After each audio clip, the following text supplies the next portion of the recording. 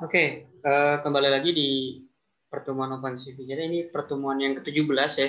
Ini pertemuan bahasan baru tentang OpenCV ML atau OpenCV Machine Learning. Setelah 2 pertemuan kemarin kita belajar tentang OpenCV DNN atau OpenCV Deep Neural Network.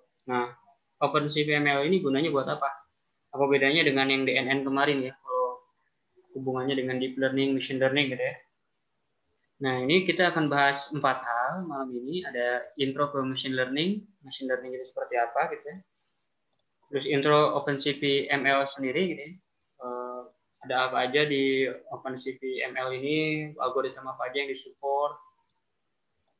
Terus kita akan coba intro masuk ke salah satu algoritma machine learning, yaitu SVM atau Support Vector Machine, yang pada malam ini kita juga akan cobakan untuk diterapkan ke sistem OCR ya, untuk recognize karakter. Dan yang terakhir ini SVM untuk dicobakan dipakai diimplementasi dengan menggunakan OpenCV ML ya. Penerapannya seperti apa gitu. Nah, kita mulai aja masuk nih di definisi tentang machine learning itu sendiri gitu ya. Nah, machine learning ini memang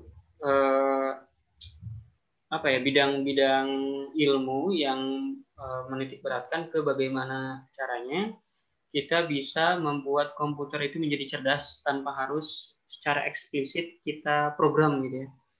Jadi dia bisa belajar sendiri dan dia bisa memahami data gitu ya. Nah, ini tentu saja berbeda dengan program yang memang kita secara eksplisit tulis tasnya gitu ya. Kalau seperti A, dia harus ngapain. Kalau seperti B, dia harus ngapain. Ya, semacam program if else gitu ya. Nah, itu bukan machine learning. Tapi machine learning ini secara terprogram kita nggak define. Dia bisa belajar sendiri gitu. Kita hanya provide data. Itu karakteristik dari machine learning. Nah, typical flow dari sistem pada machine learning itu biasanya seperti ini gitu ya. Di sini ada inputan data ya, bisa berupa gambar, bisa berupa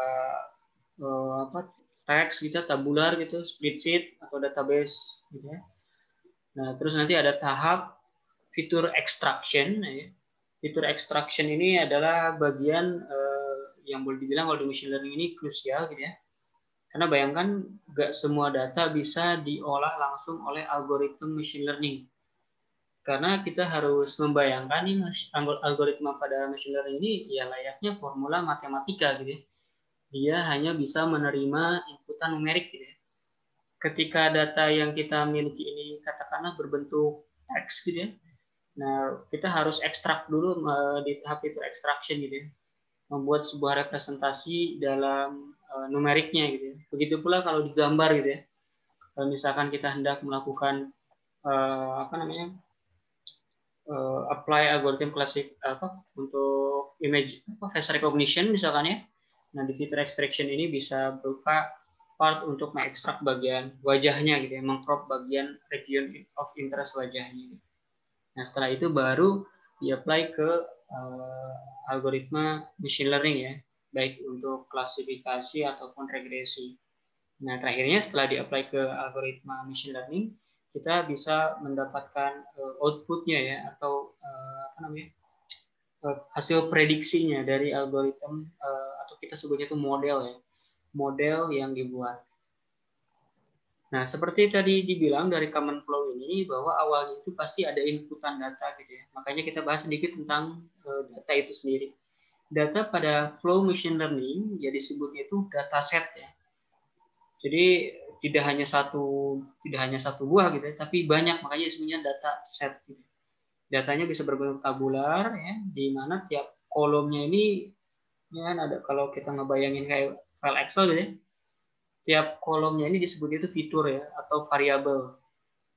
Nah, tiap row-nya ini disebutnya tuh instance data atau ya samples lah, kita bisa sebut samples. Jadi kalau contohnya di sini nih kita bisa lihat ada 4 variabel ya, atau ada 4 fitur gitu ya. Nah, di sini juga bisa kita lihat ada 2, 3, 4, 5, ada 5 samples gitu ya. Jadi nanti kalau kedepannya saya bilang misalnya 100 samples, misalkan kalau di data tabular berarti ada 100 row gitu ya. Kalau misalkan di konteksnya gambar, 100 saya sebut 100 sampel berarti ya 100 gambar gitu ya. Nah, kalau di tabular kan kebayang ya kita ngelihat sebuah fitur itu sebagai kolom pada data tabularnya ya. Nah, tapi bagaimana kalau misalkan datanya itu dalam bentuk gambar ya? Biasanya untuk mengkelompokkan ini fitur mana atau variabel mana ini kita kalau di gambar itu ada representasinya lah dalam bentuk macam-macam. Nah, yang akan malam ini kita pelajari nanti representasi numerik gambar itu pakai Hope ya. Walaupun memang kita bisa inputkan langsung gambar karena gambar kan sudah punya representasi numeriknya ya. Tiap pixelnya itu kita bisa ekstrak nilainya ya. Tapi kita akan apply dulu ke algoritma Hope ya. Nah, lebih detailnya nanti di bawah. Nah, tapi kurang lebih seperti itulah ya kondisinya. Nah, itu sekilas tentang overview dataset. Nah, di machine learning, dataset ini biasanya itu dibagi antara 2 atau 3 porsi gitu ya. Ada 2 atau 3, kita belah 2 atau 3 gitu kurang lebih ya. Ada yang disebut dengan training set, ada yang disebut dengan validation set, dan ada yang disebut dengan test set. Jadi kalau kita katakanlah punya 1000 data gitu ya, 1000 sampel data, 1000 raw data atau 1000 gambar gitu ya. Nah, kita sebelum melakukan training gitu ya atau ya berhadapan dengan machine learning-nya sendiri gitu, flow machine learning sendiri, kita harus bagi dulu dataset kita menjadi paling tidak 2 atau 3 bagian seperti ini. Ada yang disebut training set, validation set, dan test set. Training set ini digunakan saat fase training. Artinya, sebuah algoritma akan belajar dari dataset ini yang disebut dengan training set. Ketika training set ini di-apply ke algoritma, katakan SVM akan mempelajari data yang ada di porsi training set ini. Makanya disebut training set itu digunakan pada saat training fase gitu, atau saat algoritma belajar gitu, mempelajari dataset. Nah, selain training set, ada validation set. Validation set ini tujuannya pada saat training. Nah, pada saat training, katakanlah kan training itu kalau kita tahu ya di machine learning, dia akan lakukan sesuatu yang common tapi berulang-ulang gitu ya. 1000 iterasi, 2000 iterasi, biar apa? Biar dia bisa memahami pattern-nya secara utuh gitu ya. Nah, sehingga di sini ada validation set. Validation set ini membantu si model untuk mengecek apakah hasil pembelajaran si modelnya itu bergerak ke arah yang benar atau enggak gitu ya.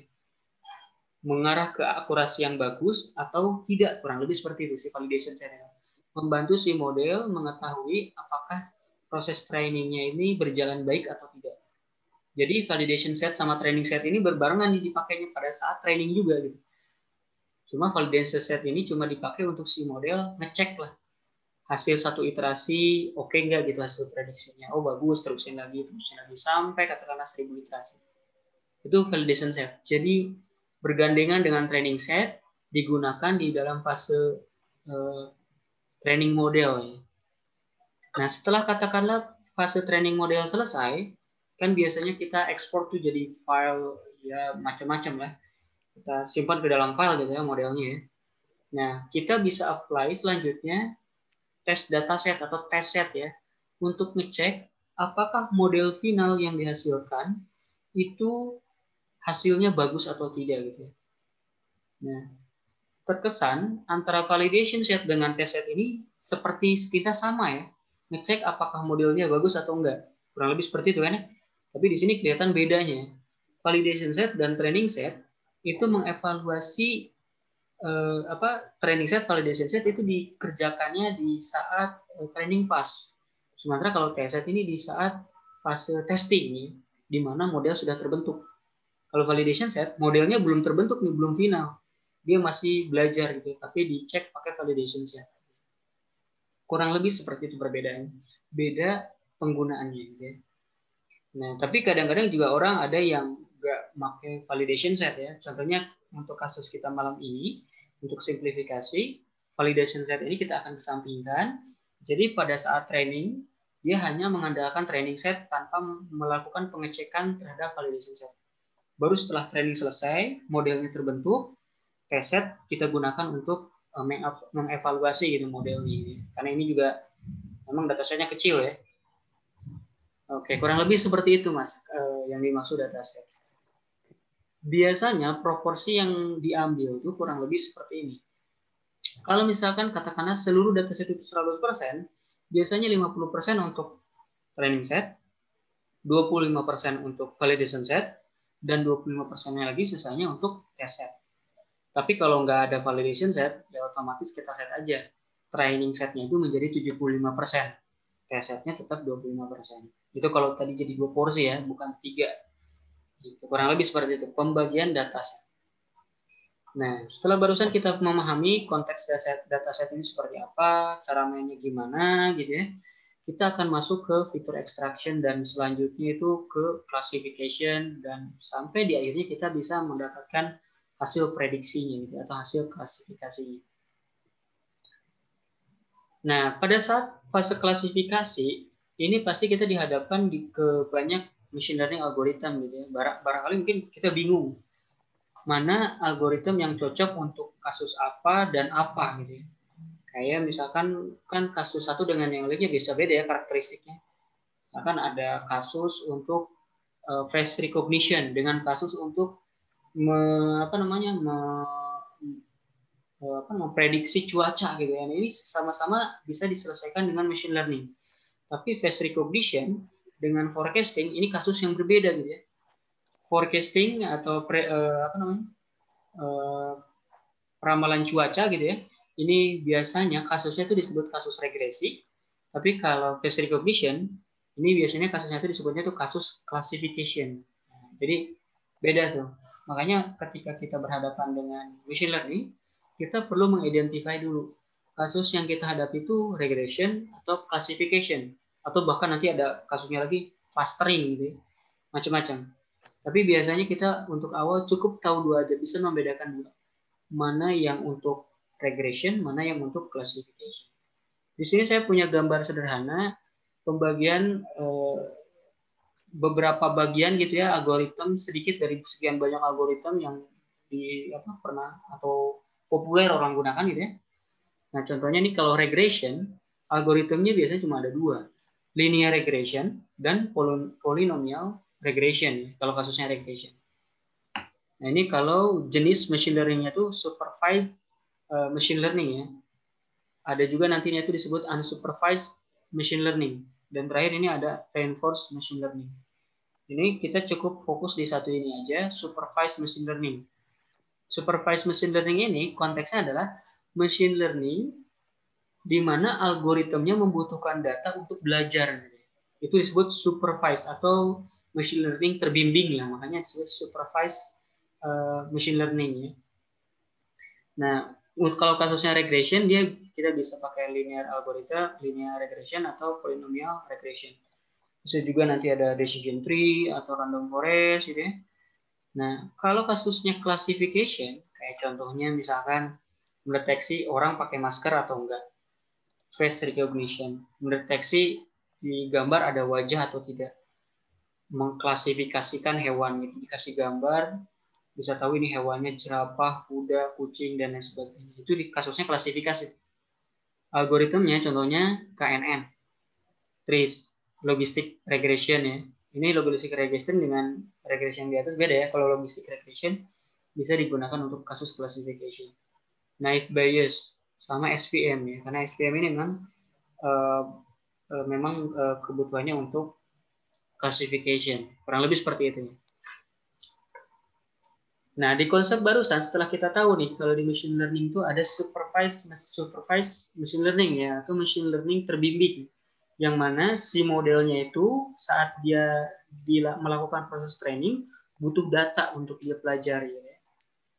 Nah di sini di supervised machine learning seperti tadi saya bilang ada kasus regression dan classification untuk bahan sederhananya ya. Nah kalau classification biasanya itu datanya itu kategorikal. Jadi kayak misalkan tadi tuh face recognition, ngebedain wajah A, B, C. Nah, A, B, C ini kan data kategorikal. Atau misalkan ngebedain apa namanya? Ngebedain ya data kategorikal, misalkan daun kecil, daun besar banget misalnya. Kurang lebih seperti itulah. Tapi kalau datanya continuous, misalkan seperti peramalan cuaca gitu, temperatur atau kondisi lingkungan besok lah, itu kan parameternya continuous ya, atau memprediksi harga rumah di tahun kapan gitu ya. Nah, itu disebutnya tuh kasus regression kalau datanya continuous. Nah, kurang lebih seperti itu. Algoritmnya nih ada banyak ya, seperti tadi disinggung sedikit. Yang akan kita gunakan malam ini adalah support vector machine. Nah, kurang lebih seperti itu. Intro sekilas lah terkait machine learning biar paling nggak bingung gitu ya alurnya. Nah, setelah kita tahu nih, jadi malam ini tuh kita akan coba mengimplementasikan algoritma SVM, Super Vector Machine, yang mana Super Vector Machine ini merupakan supervised machine learning ya, atau machine learning yang terbimbing. Dengan demikian kita akan coba apply ke dalam algoritma untuk OCR ya. Jadi kasusnya nanti implementasinya untuk OCR atau Optical Character Recognition. Nah, sekarang gimana nih machine learning yang ada di OpenCV? Sama seperti OpenCV DNN merupakan modul advance-nya gitu ya. OpenCV ML ini adalah modul advance-nya juga yang ada pada library OpenCV ya. Jadi OpenCV ML ini ya memang kebutuhannya untuk membantu kita berinteraksi dengan algoritma machine learning menggunakan OpenCV. Dokumentasinya bisa diakses di sini, saya attach di sini linknya ya, bisa dicek. Dan di sini saya cantumkan list algoritma yang disupport oleh si OpenCV ML ini ya. Dan kebetulan di sini yang akan kita pakai malam ini support vector machine.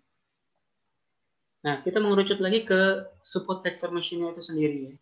Support vector machine itu seperti apa sih algoritmanya ya? Jadi kalau kita berbicara dulu dari definisi dan historinya ya, support vector machine ini memang ya untuk kasusnya memang untuk classification dan memang juga bisa untuk regression juga ya di beberapa kasus. Tapi utamanya memang untuk classification. Nah, support vector machine ini menggunakan teknik yang disebut dengan discriminative classifier gitu ya. Jadi dia akan mencoba, katakanlah misalkan kita punya dua grup data seperti ini ya. Kalau kita plot di dalam diagram Cartesian ya, ada grup yang kelihatan terkonsentrasi di sebelah atas, dan ada grup data yang terkonsentrasi sekilas seperti di bagian bawah ya. Secara kasat mata ya kita bisa sebagai manusia gitu ya, kita bisa mengetahui kalau ini adalah dua grup data ya. Ini ngumpul dari satu kesatuan, satu klaster gitu ya. Ini satu kesatuan yang lainnya gitu ya. Sehingga ini kita bisa tahu lah ini jadi dua kelas data. Nah, tapi bagaimana si komputer bisa memahami ini gitu. Nah, disinilah si support vector machine berperan. Dia bisa tahu boundary line antara dua grup data. Katakanlah di sini kasusnya yang dot hitam, distribusi data yang hitam, dan distribusi data yang dot putih ya. Itu tadi ya, dengan teknik discriminative classifier untuk separating hyperplane gitu, memisahkan dua distribusi data gitu yang memang secara distribusi terpisah. Nah, si SVM ini berperannya di mana? Dia akan mencari garis yang optimal, atau garis ini disebutnya itu hyperplane lah ya. Garis merah ini atau garis biru, garis hijau ini disebutnya itu hyperplane kalau di SVM ya. Si SVM ini algoritmanya pada intinya dia akan mencari garis yang optimal atau hyperplane yang optimal gitu ya. Sehingga pada nantinya ketika didapatkan garis yang optimal, si algoritmanya mampu mengklasifikasikan dengan baik gitu ya. Jadi semua data bisa ketahuan, oh ini grup A dan grup B. Gak ada yang grup A di define, ya mungkin bisa aja ya, tapi lebih minim lah gitu ya. Salah klasifikasi gitu. Nggak ada yang grup A diklasifikasi sebagai B dan sebaliknya. Nah itu tuh si SVM tuh pada intinya mengoptimalkan hyperplane-nya atau garis pembatas atau boundary antara dua distribusi data. Gitu ya. Nah, kalau berkaca tentang sejarahnya gitu ya, support vector machine ini boleh dibilang memang algoritma yang cukup tua gitu ya.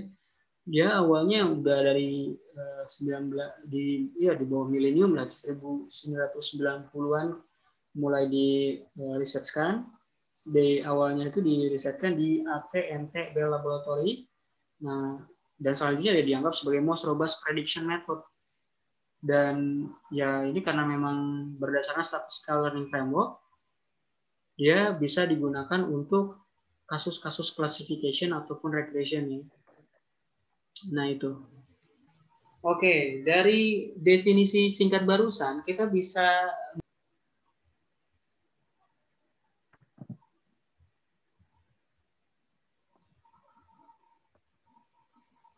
Halo. Nah, setelah barusan kita mengetahui kalau SVM ini memang algoritma yang pada intinya mengoptimalkan hyperplane atau mencari garis batas atau boundary antara dua distribusi atau lebih gitu ya kalau multiclass classification. Nah, sehingga kita harus memahami nih konteks datanya itu sendiri. Konteks data yang bisa dipisahkan gitu ya oleh yang disebut dengan hyperplane. Apakah semua data bisa dipisahkan oleh hyperplane? Kalau ini kan kelihatan gitu ada dua distribusi data gitu. Gimana kalau ini tumplek-blek jadi satu bagian hitam sama putihnya gitu? Apakah dia bisa dicari garis lurusnya gitu ya yang memisahkan dua daerah ya dua distribusi data tersebut gitu ya. Nah, ini pertama kita masuk ke permasalahan simpel gitu ya yang disebut dengan linearis parabol data. Yang kita lihat pada kurva sederhana ini disebutnya itu linearis parabol data, Mas. Nah, linearis parabol data ini adalah yang secara kalau kita tarik garis lurus gitu ya ke arah manapun, tapi garis lurus ya, garis lurus tersebut mampu memisahkan dua dataset dengan baik gitu ya, tanpa ada yang masuk satu grup data ke grup lain dan sebaliknya gitu ya. Nah itu disebutnya itu datanya itu disebut linearis parabol data atau data yang secara linear bisa diseparasi, bisa dipisahkan. Nah, kalau kasusnya sederhana seperti ini, SVM sangat mudah diimplementasikan. Dia akan mencari tentu saja garis garis hyperplane yang memisahkan antara dua distribusi data ini ya. Dan dia akan mencari yang paling optimum. Yang paling optimumnya itu seperti apa? Misalkan kalau kita draw 3 garis gitu ya, hijau, biru, dan merah, yang disebut optimum itu adalah yang warna merah. Kenapa disebut optimum? Karena jarak antara dua grup data yang hitam terhadap garisnya dan yang putih terhadap garisnya ini cukup space gitu ya. Nggak ada yang mepet gitu ya. Nah, jadi karena itu tadi ya, si support vector machine ini dia akan berusaha memaksimalkan margin gitu ya. Ketika marginnya maksimal lah di sana lah support vector machine resultnya gitu ya, optimalnya gitu ya. Kurang lebih seperti itu. Nah, ini untuk kasus lebih detailnya lagi. Kenapa disebut support vector mesin? Kadang-kadang bingung kan, dari definisinya aja nggak ada kait-kaitannya kenapa disebut support vector mesin ya.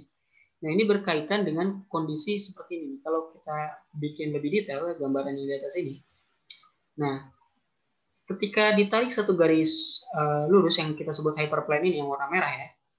Nah, garis merah ini tentu saja memang di antara dua distribusi data hijau dan biru ya untuk kasus sekarang ya. Nah, akan ada region yang warna kuning ini nih. Nah, di mana dia regionnya ini akan ditarik dari batas terluar posisi data pada satu grup data ya, baik di sisi kanan ataupun sisi kiri. Bisa dilihat nih di sisi kanan yang hijau ada satu dataset di sini sehingga dia akan bikin garis batas hayal lagi lah istilahnya yang strip ini. Nah, di daerah yang sejajar dengan garis batas utama, hyperplane utamanya ya. Tapi berpotongan dengan data paling luar si yang distribusi warna hijau, termasuk juga yang paling biru ya. Nah, data-data yang berpotongan dengan garis strip ini disebutnya itu support vector gitu ya. Disebutnya dengan support vector gitu ya. Jadi untuk memaksimumkan margin pada hyperplane syaratnya adalah ya jarak antara garis merah ke supervektornya atau ke data-data keluar pada distribusi data gitu ya, itu semaksimal mungkin atau sebesar mungkin ya. Nah, ini biasanya itu disebutnya itu epsilon, jarak antara garis merah terhadap support vektor. Jarak antara garis merah ini terhadap support vektornya. Jadi jarak segini gitu ya. Itunya disebut epsilon ya. Nanti kita bisa define pada saat implementasi. Nah, barusan jadi kita tahu tuh ada yang disebut dengan support vektor atau data paling terluar yang bersinggungan pada garis batas pada hyperplane ya, yang nantinya jarak antara hyperplane terhadap support vektor tersebut kita sebut dengan epsilon.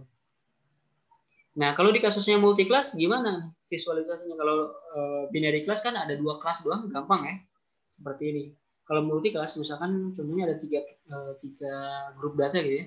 Ya tentu saja hyperplane-nya lebih dari 1 ya. Bisa saja 2 atau 3 gitu ya. Yang pada intinya si hyperplane tersebut harus mampu memisahkan ketiga distribusi data tersebut. Bisa dilihat ini ya. Ini hyperplane yang satu, ya ini mungkin opsi lainnya ya. Dan ini hyperplane yang selanjutnya untuk memisahkan yang biru dengan grup data di atasnya. Kurang lebih seperti itu.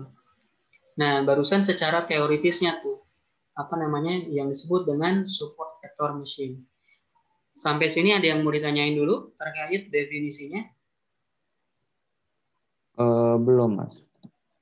Nah, kita coba aja langsungnya hands-on ke OpenCV-nya. Seperti apa sih si support vector machine itu di OpenCV ya? Oke, seperti biasa kita import dulu nih library-nya, OpenCV, NumPy, Matplotlib, dan library OS ya. Nah, setelah diimport, pertama nih kasus sederhana gitu ya. Karena kita akan coba demokan dengan kasus binary classification. Jadi karena binary classification pasti ada 2 grup data ya. Ini katakanlah si A, ini si B gitu ya.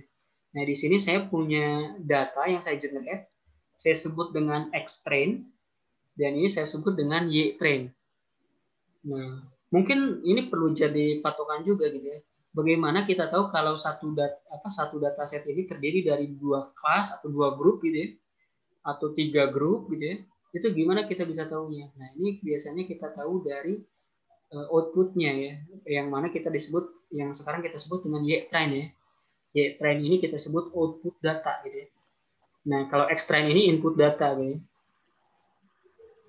Nah, Y-train ini kalau dilihat kan, value-nya ada berapa nih? Ada berapa jenis? Bisa dilihat di sini ada 2 ya, 1 dan 0 ya.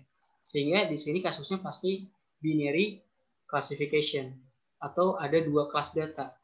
Data yang outputnya bernilai 1, data yang outputnya bernilai 0 gitu. Jadi seperti itu gitu ya. Cara kita mengecek apakah sebuah dataset itu memiliki berapa banyak kelas, yang memiliki berapa banyak grup. Nah, di sini saya ya random aja nih. Saya kasih kalau misalkan 8 dan 8, saya set 1, 2 dan 8, saya set 0, 8 dan 2, dan 2 dan 2 ya 0 juga gitu ya. Ini saya set seperti ini. Saya bikin apa namanya? X-train dengan size 4 kali 2 ya, 4 sampel. 1 sampel, 2 sampel, 3 sampel, 4 sampel, dan 2 kolom ya. Nah, seperti saya bilang kalau sampel ini ya disebutnya ya row-nya lah ya. Kolomnya itu disebut fitur data ya, atau variabelnya nih. Jadi ada variabel pertama dan variabel kedua ya. Jadi si X-train ini punya 2 variabel. Nah, outputnya, dimensi outputnya harus sebanyak yang inputnya ya. Karena di sini ada 4 sampel, maka outputnya juga harus ada 4 ya. Terlepas itu kolomnya mau ada berapa terserah ya. Tapi kalau sampelnya ada 10 gitu di train, X-train, kalau di Y-train ya berarti outputnya juga harus ada 10. Kurang lebih seperti itu ya. Ini kita running ya. Nah, kita bisa visualisasikan juga nih, kita show pakai matplotlib ya, plt.scatter, pakai scatter plot ya. Jadi saya plot kolom pertama dan terhadap kolom kedua dengan variasi warna si Y-train. Nah, karena nanti bisa dibedain nih. Color map-nya pakai rainbow nih. Di sini bisa kita bedain. Kalau yang merah ini untuk yang labelnya 1, ini ungu ya. Ungu ini yang labelnya 0 ya, atau outputnya 0. Kalau pakai super vector machine dengan definisi di atas, Mas, bisa kita tahu dia separasi datanya itu pasti akan ada di daerah sini kan. Kurang lebih seperti itu. Nah, kita akan buktikan hal tersebut. Benar nggak sih kalau misalkan titik-titik lain yang ada di area ini ataupun area ini, ya katakanlah nanti bagian sini bakal jadi merah gitu ya, bagian sini bakal jadi ungu semua gitu ya. Padahal kita cuma punya atau definisikan datanya di sini, di sini, di sini, dan di sini gitu ya. Cuma 4 titik. Tapi bagaimana nih kalau misalkan nanti ada punya titik di sini gitu ya. Titik di sini itu masuknya ke yang 0 atau yang 1? Oh, suaranya hilang, Mas. Oke, nah sekarang kita masuk nih ke bagian untuk SVM-nya ya. Pertama kita masuk dulu di tahap bagaimana cara kita meload algoritma SVM di OpenCV. Nah ini karena seperti kita bahas di awal, kalau SVM ini masuk di OpenCV di OpenCV ML, maka kita panggil metodenya cv2.ml.svm create ya. Seperti ini, SVM create. Nah di sini kita akan membuat empty model SVM. Nah, dengan menggunakan function cv2.ml svm create ya. Nah, ini karena ini masih kosong, parameternya kita perlu set lah ya. Nah, ini kita bisa set type, set kernel, sama set term kriterianya ya untuk sekarang ya. Ada 3 hal yang bisa kita set. Nah, type, kernel, sama kriteria ini apa ya? Ini di bawah saya berikan sedikit deskripsi. Jadi set type ini kita bisa atur tipe SVM-nya, karena SVM ini bisa banyak tipe gitu ya. Ada SVM SVC, ada non SVC, ada one class, FS SVR, non SVR. Karena kita use case-nya untuk multi class classification, karena kan kalau OCR kan grup kelas 0, 1 sampai 9, A sampai Z, gitu. Itu kan multi class tuh, banyak grup data. Nah, ini kita pakainya pasti yang SVM SVC ya. Karena dia bagus untuk n-class classification, yang n-nya itu lebih dari 2 ya, atau multi-class classification kita sebutnya ya.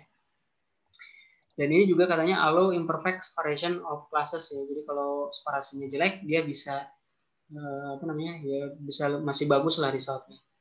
Nah itu tuh ya type-nya ya. Setelah type-nya kita setup, kita juga bisa setup kernelnya. Jadi sama seperti kayak di Gaussian blur dan atau morphological transform yang dia menggunakan kernel untuk melakukan transformasi. Si SVM ini juga perlu kernel untuk melakukan transformasi gitu ya, atau untuk melakukan melakukan prediksi gitu ya. Nah, kernelnya ini di SVM ada beberapa nih ya, ada custom kernel, ada linear kernel. Nah, ini kalau kasusnya memang linear problem gitu ya. Ini boleh dibilang paling cepat lah untuk memprediksi gitu ya. Tapi memang hasil separasinya linear gitu Mas. Kalau grup datanya kepisah nggak linear ya susah nih kalau pakai SVM linear. Nanti kita lihat perbedaannya. SVM poly kalau polinomnya, RBF ini juga untuk yang non linear juga. Opsi yang bagus, good choice in most case ya. Tapi memang dari segi pemrosesan lebih lambat. Ada sigmoid juga, sigmoid kernel. Ini juga yang non linear. C2, exponential C2 ini mirip-mirip yang RBF ya. Terus ini histogram intersection kernel, fast kernel juga mirip yang linear tapi pakai method. Nah itu tuh kalau untuk kernel-kernel yang disupport SVM. Paling mungkin yang akan sering kita pakai itu SVM RBF ataupun enggak SVM linear ya. Kita bisa coba-coba yang C atau sigmoid nanti untuk lihat perbedaannya. Itu tuh kalau kernel type-nya ya di SVM. Yang terakhir ada set term kriteria, ini kalau diperlukan. Kita bisa atur juga kriteria si SVM-nya. Jadi ini membantu kita untuk mengontrol nilai epsilon ya. Seperti yang saya bilang ya, epsilon itu jarak dari hyperplane terhadap inilah ya istilahnya bordernya lah ya. Nah, garis putus-putusnya ini gitu ya. Kalau kita set epsilonnya besar ya tentu saja kalau set terlalu besar kan banyak data yang masuk ke dalam area warna pinknya ya. Sehingga kalau seperti ini kan banyak yang tidak masuk ke klasifikasi grup A ataupun grup B gitu misalkan ya. Karena banyak yang ada di daerah hyperplane gitu ya. Nah, sehingga harus kita pilih yang seoptimal mungkin, terlalu kecil jangan, terlalu besar juga jangan gitu, yang optimal. Nah, seperti itu ya. Jadi kita ini coba execute dulu. Kita pilih 1 pangkat min 6 gitu ya. Untuk sekarang. Jadi memang cukup kecil sekali gitu ya. 1 kali 10 pangkat min 6. 0,00 berapa gitu ya. Nah, setelah kita setup, kita bikin SVM modelnya, kita setup variabelnya dan tipe segala macamnya. Kita lakukan training di sini. Kita tinggal jalanin aja. svm.train. Nah, parameternya kita masukin data trainingnya, si X-train yang tadi di atas ada 4 sampel itu, Mas. Nah, di sini juga parameter raw sampelnya sama sampel Y-nya gitu. Pasti X-train sama Y-nya gitu masukin. Kalau kembaliannya udah true, berarti udah selesai proses trainingnya. Ini cepat karena cuma 4 data doang ya, 4 row ya. Nah, selanjutnya kita akan coba predict result-nya ya. Untuk kita cek hasil output-nya gitu ya. Jadi di sini tuh saya akan coba cek lokasi-lokasi lain di area ini. Misalkan di sini, di sini, di sini, dan lain sebagainya. Itu masuknya ke grup yang merah atau grup yang ungu gitu ya. Ke yang outputnya 1 atau outputnya 0. Sehingga kalau seperti itu, jadi saya perlu iterate untuk semua lokasi koordinat di 2 dimensi area ini ya. Mulai dari katakanlah 0,0, 0,1, 2, sampai semuanya ke iterate gitu ya. Dan di sini saya ketika saya iterate, ya posisinya saya panggil svm.predict. Kalau svm.train itu untuk nge-training, untuk si modelnya biar belajar gitu ya. Nah, svm.predict ini akan melakukan prediksi gitu ya. Dia akan melakukan prediksinya. Di sini saya akan masukkan koordinat i, z, j-nya gitu ya. Nah, dan di sini dia required itu type-nya float 32 ya, jangan lupa untuk dimasukkan ke SVM ini dia perlu nampil float 32 tipenya. Jadi tiap lokasi pixel nanti saya bisa dapatin output prediksinya ya. Saya namain Y. Di sini saya append ke dalam list plot Y dan juga lokasinya i, j-nya di plot X ya. Nah, setelah saya melakukan proses prediksi untuk semua lokasi di area 2 dimensi ini, mulai dari posisi 0,0 gitu ya, sampai mungkin 8,8 di sini. Nah, terus saya akan coba plotnya. Saya akan coba plot, tapi sebelum saya plot, saya jadiin nampi array dulu karena ini masih list biasa ya. Nah, setelah saya jadiin array, ini saya pakai plot scatter juga. Sisi kolom 1 dan kolom 2-nya saya plot ya. Nah, varian colornya pakai outputnya, hasil outputnya plot Y kan, hasil outputnya saya simpan di list plot Y ya. Dan color mappingnya rainbow sehingga nanti warnanya akan sama gitu ya. Yang satu bakal merah, yang ungu bakal yang 0 bakal jadi ungu gitu ya. Atau ya biru lah atau ungu gitu. Kita coba running ya. Nah, di sini agak aneh. Nah, kenapa outputnya bisa seperti ini? Nah, ini kita bisa lihat nih. Kita bisa lihat karena di sini kernelnya kita pakai sigmoid. Kita coba ganti pakai linear ya kernelnya. SVM linear.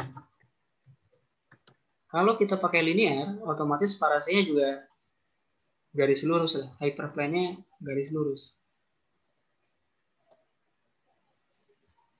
Nah, bisa kelihatan ya bedanya. Jadi di sini si titik-titik ini dari mana? Ya ini sisanya yang kan tadi kalau originalnya datasetnya cuma di mana ya? Di sini, ya mungkin di sini gitu ya. Di sekitaran sini, sini sama ujung sini kan. Nah, ini sisanya datanya dari mana ya? Dari hasil prediksi. Hasil svm.predict ini saya simpan di Y, saya append di list plot T. Setelah saya append ya di sini saya plot scatter. Outputnya ada yang 0, ada yang 1. Kita bisa cek ya si plot Y ini outputnya datanya seperti apa.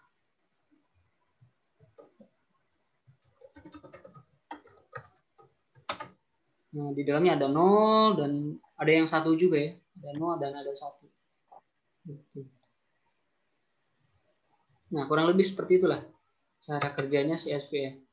Dan seperti tadi dilihat, walaupun ini kasusnya 2 kelas, tapi ketika kita pakai kernel type yang tidak sesuai seperti sigmoid gitu ya. Jadi seolah-olah ada distribusi data di ARS ini kan.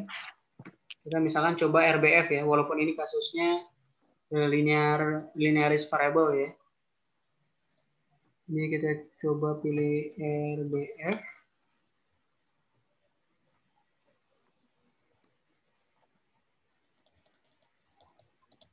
Nah, kalau RBF dia lebih isolatif lah. Benar-benar cuma di lokasi yang ada datanya aja. Kalau cuma satu ya di sini satu. Kalau misalkan kita pilih yang lain pasti berbeda juga hasilnya. Nah, yang barusan kita lihat adalah untuk dua kelas data gitu ya. Ada grup data yang warna ungu dan grup data yang warna merah. Ini kita coba eksperimen, Mas. Kita ubah yang 2,2 yang di area sini. Kan ini grup datanya cuma 1 dan 0 ya. Kita ganti ini jadi 2. Sehingga sekarang kelasnya ada 3 dong. Kelas yang 0, kelas yang 1, kelas yang 2. Yang 1 kelasnya posisinya ada di sini. Yang 2 kelas posisinya ada di sini. Yang 0 di sini dan di sini posisinya. Kita running dulu. Nah, ini otomatis colornya ngikutin juga ya.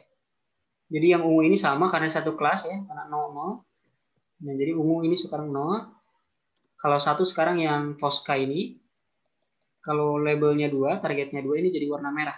Jadi ada 3 grup data nih, ada 3 warna, mengindikasikan 3 grup data. Nah, karena ada 3 seperti ini, kita coba dulu pakai yang linear. Apa jadinya kalau kita apply SVM linear kernel ke dalam kasus yang multi class atau lebih dari satu kelas ya. Walaupun di sini memang kita gunakannya SVC. Kita coba running.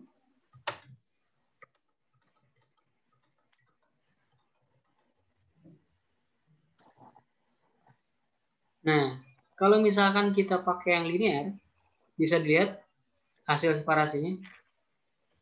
Iya. Terpisah jadi 2 grup data ya. Karena ini gampang data distribusinya. Si SPM bisa mudah menarik garis lurus di area sini dan di area sini. Tapi misalnya distribusi di sini hyperplane-nya yang memang lurus ya, karena memang kita pilihnya linear. Gimana kalau misalkan kita pilih kernel yang lain, misalkan sigmoid.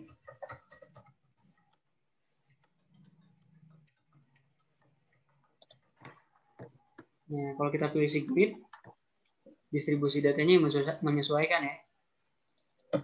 Kita pilih yang lain, misalkan RBF.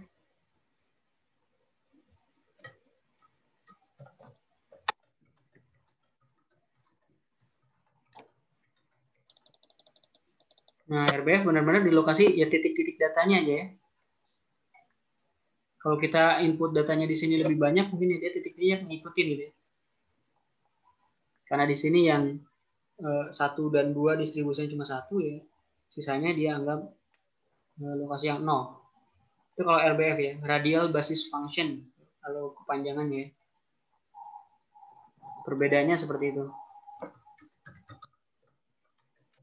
Nah, ini konsep sederhananya lah kita menghadapi kasus binary classification atau multi class classification yang sangat sederhana seperti ini. Nah, dari konsep ini kita akan coba masuk nantinya itu ke bagian OCR-nya. Tapi sebelum kita masuk, yang barusan kita bahas, udah clear atau ada yang mau ditanyakan, Mas, terkait konsepnya? Saya masih bingung sama epsilon, Mas.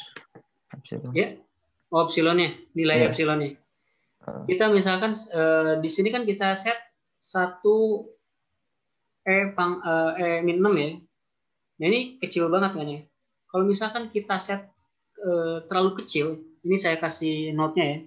Kalau epsilonnya terlalu besar, bisa mengakibatkan error yang besar juga gitu ya. Karena kalau epsilonnya besar, berarti garis batas antara hyperplane dengan bagian luarnya itu makin luas juga ya. Si area pink ini makin lebar juga gitu ketika epsilonnya makin besar. Sehingga banyak dataset yang harus masuk ke grup data tertentu masuk ke area yang ya dianggapnya bukan grup data manapun gitu ya. Nah itu ya. Tapi kalau epsilonnya terlalu kecil, akan susah nanti si SVM-nya untuk memaksimalkan margin gitu ya. untuk benar-benar memisahkan dua grup data secara optimal gitu ya. Jadi nyari epsilon yang optimal. Cuman kadang-kadang kita bingung. Pertanyaan epsilon yang optimal itu berapa? Ini nggak ada, boleh dibilang nggak ada silver bulletnya gitu ya. Nggak ada rumusan pastinya. Intinya tergantung data yang kita hadapi. Tapi di bawah kalau berhadapan dengan gambar untuk memuluskan citra gitu ya, biasanya itu ada nilai yang selalu dipilih. Di bawah kita akan coba berapa nilai epsilon yang common, umum, sering orang pilih. Tapi kalau untuk data kasus sederhana seperti ini, yang secara kasat mata aja bisa dipisahin, kita pilih sekecil apapun juga nggak masalah. Kalau kita pilih terlalu besar, mungkin itu yang akan jadi masalah. Contohnya kita pilih di sini 100 gitu ya, 1000 gitu ya.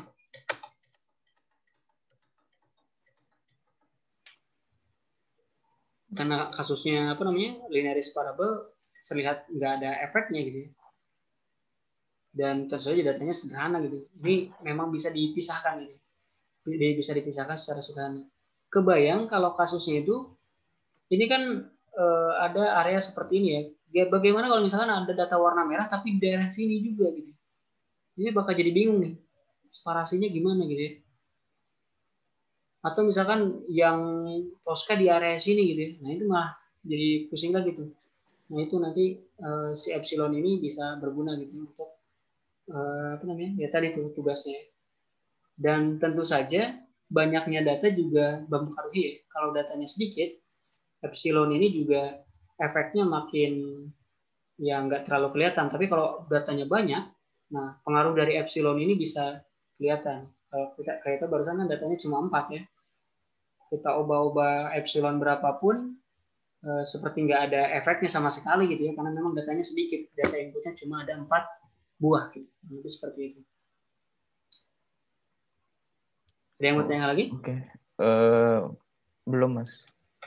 Nah, setelah barusan kita masuk dari konsepnya dan ya masuk pakai kasus sederhana seperti ini gitu ya. Kita akan coba apply knowledge yang barusan kita dapatkan untuk diterapkan ke OCR ya. Tapi sebelum itu kita akan coba install dulu scikit-learn-nya ya. Ini juga karena di Jupyter Lab mungkin dari kemarin-kemarin kita sering buka terminal terpisah. Ini kita bisa install dari sini Mas. Tinggal pakai kasih tanda seru aja gitu ya.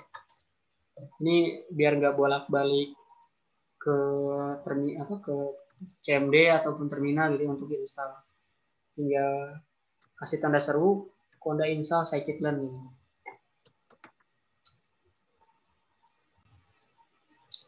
Nah, setelah barusan kita berhasil install scikit-learn-nya, nah scikit-learn-nya ini membantu kita nanti untuk mengcompare ya.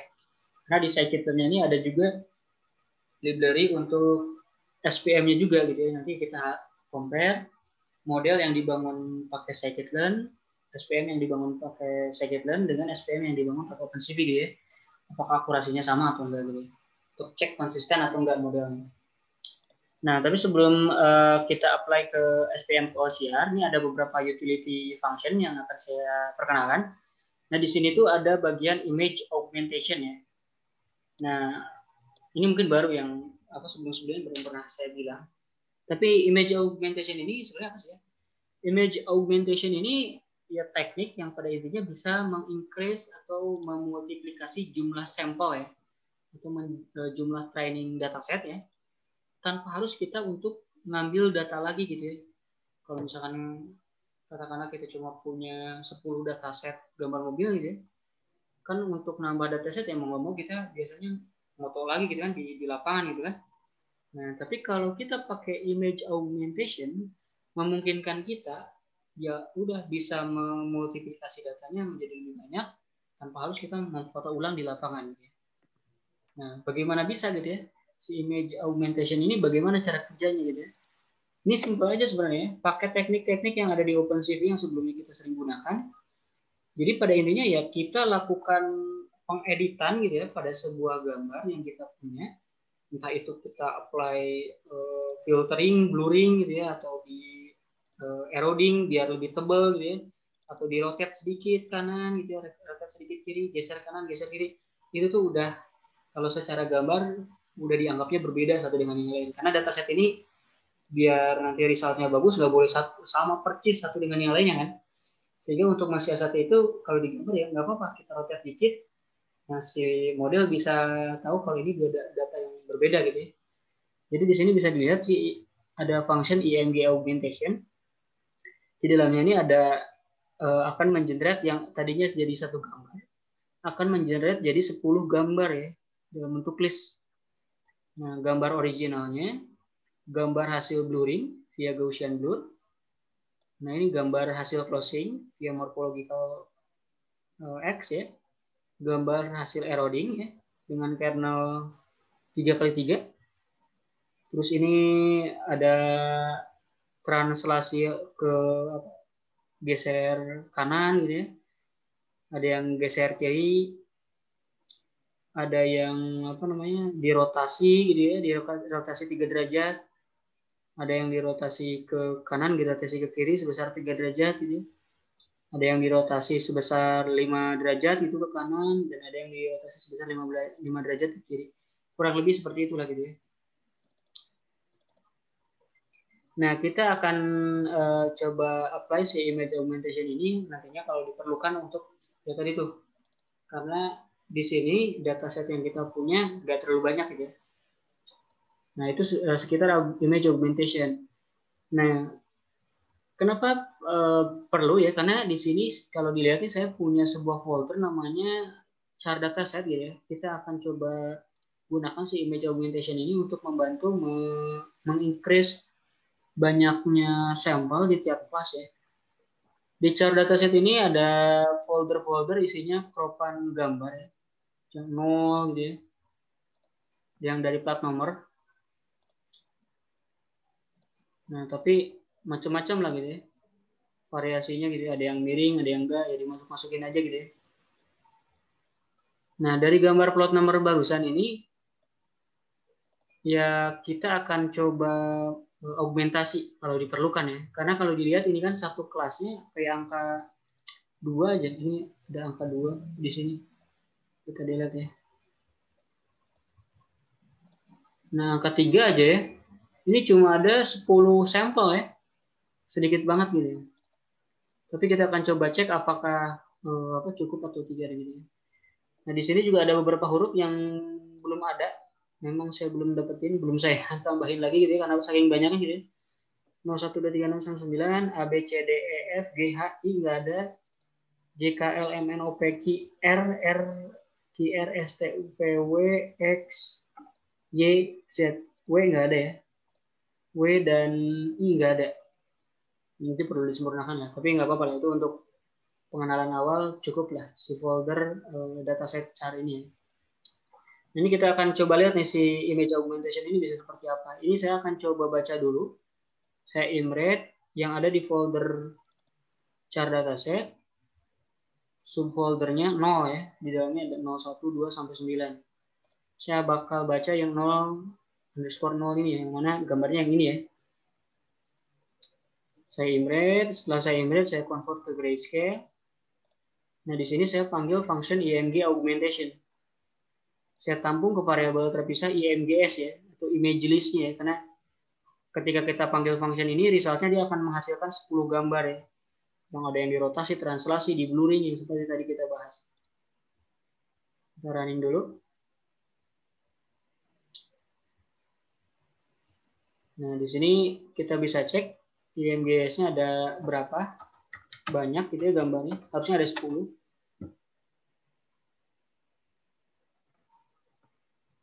Nah, di sini ada 10 ya, ada 10 gambar. Karena ada 10, saya akan iterate pakai for. Iterate dari imgs, saya ambil satu gambar, saya tampung di variabel img. Di sini saya show aja nih hasil augmentasinya. Ini kasih indeks enumerasi, kayak enumerat. Untuk ngebedain, ya ini augmentation 1, 2, 3, dan lain sebagainya gitu di window-nya nanti ya. Kalau saya running, ini bisa dilihat kalau di masing-masing ya, di masing juga ini yang original mungkin ya, yang nggak diapa-apain gitu ya. Ada yang di rotate sedikit, Ada yang digeser, ini kelihatan ya, ada kayak warna putihnya gitu ya. Ada yang digeser kanan, ada yang di eroding gitu ya, ditebelin gitu ya. Macam-macam, ini ada 10 gambar ya, bisa dicek lah. Nah itu ya, si image augmentation itu pada intinya untuk memproduksi, ini kan satu gambar tadi inputnya ya, si 0_0. Tapi ketika kita apply image augmentation, kita bisa menghasilkan 10 gambar seperti tadi. Yang tentu saja satu dengan yang lainnya berbeda gitu ya, nggak percis sama. Nah sampai sini paham untuk manfaat si image augmentation ini, function ini? Jadi dia itu bikin training dari satu gambar, cuman gambarnya diputar-putar atau diapain gitu ya. Betul, ini nge-generate banyak gambar dari satu gambar pada intinya. Ada yang di rotate, ada yang apa. Tapi ini belum masuk fase training. Ini kayak kita nge-prepare datasetnya dulu, Mas. Satu gambar kita bisa multiplikasi jadi banyak gitu. Tapi nggak di copy paste. Kalau paste gambarnya sama dong, gitu ya. Nanti si modelnya bisa recognize jelek kalau sama persis gitu. Makanya ada yang di rotate dikit, ada yang di translasi gitu ya. Ada yang ditebelin, di eroding dan lain sebagainya. Itu tuh si function img_augmentation. Nah, setelah barusan kita tahu ada utility function img augmentation, sekarang kita akan coba berkenalan dengan Deskewing dan HOG ya. Deskewing dan HOG ini bermanfaat untuk kita mentransform gambar yang kita punya. Katakanlah tadi gambar yang 0_ ini, 0_0. Nah, menjadi sebuah fitur vektor sebenarnya. Dan fitur vektor ini baru yang nantinya kita apply ke dalam SVM. Jadi boleh dibilang Deskewing dan HOG ini adalah kalau yang digambar step awal ini disebutnya itu fitur extraction ya. Jadi setelah barusan kita punya gambar-gambar yang di folder OCR dataset, kita akan masuk ke area fitur extraction dengan mengapply Deskewing teknik dengan HOG. HOG itu histogram of gradient. Nah, mungkin kita bahas sedikit tentang definisinya sendiri ya. Kalau Deskewing itu intinya yang miring dicoba ditegakin gitu. Walaupun memang nggak selalu berhasil di segala kasus ya. Nah, tapi bermanfaat ya kalau misalkan tulisannya miring-miring, bisa sedikit dilurusin. Dan yang kedua ini HOG yang paling pentingnya ya. HOG ini atau histogram of gradient. Nah, ini pada intinya merubah gambar yang kita punya kan 2 dimensi ya, Mas, menjadi fitur vektor. Ya. Jadi ingat itu ya. Si HOG ini membantu kita untuk nge-generate fitur vektor.